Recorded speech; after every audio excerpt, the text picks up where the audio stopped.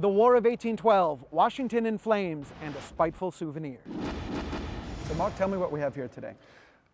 This is the only book that survived the burning of the Capitol in 1814 when the British invaded Washington City. The British had actually occupied Washington, D.C. For about 26 hours. Foreign power in our capital. Yes. And they burned a lot of the city. Yes. And they burned the Library of Congress to the ground. Is that correct? They were coming to repay us for having burned York. This book is the sole survivor of the burning of the Library of Congress. Admiral Cockburn, I think, was looking to accumulate something that was comparable to the mace of Parliament that had been stolen by the Americans. And so while they were preparing to actually torch the Capitol, he wandered through the Capitol and found what was the President's office and came across this book, which is labeled President of the United States. And so he chose it for that purpose. He thought that there was a certain symbolism to this particular book. It wasn't that he was walking out and just plucked something off a shelf on his way out the door. This is nothing random. And I understand that he inscribed it. Is that correct? Right.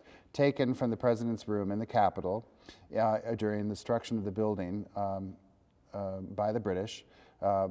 During the capture of Washington on the 24th of August in 1814. All right. Now, the book went through a variety of hands and eventually appeared on the market in 1940.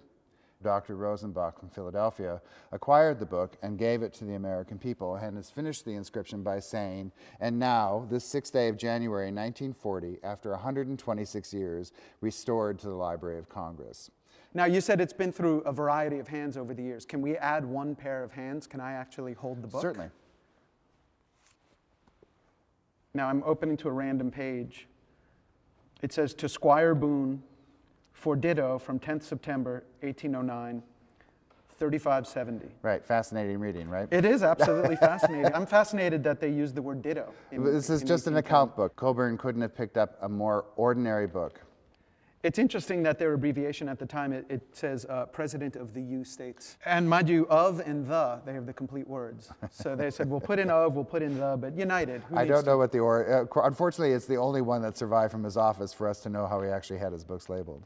Now, how much of Jefferson's collection would we find in the library right now? Jefferson's books follow fire and then are subject to fire themselves. Okay, you got to stop with the fires. First of all, what's with these fires in the library? That's why this building was built, because they understood that they needed a fireproof building finally. Jefferson, who had helped build the collection from which this was taken, when he was president, was aghast at the idea that not only was the Capitol burned, but that the Congress of a fledgling nation was going to be governing without any kind of resource in terms of law or classical history. And that's when he made the decision to sell his personal collection to the American people for whatever price they wanted to pay. When they purchased that collection, it became the Library of Congress. It is the foundation of what we now call the Library of Congress. I'm Mark Demunation, Chief of the Rare Book and Special Collections Division here at the Library of Congress.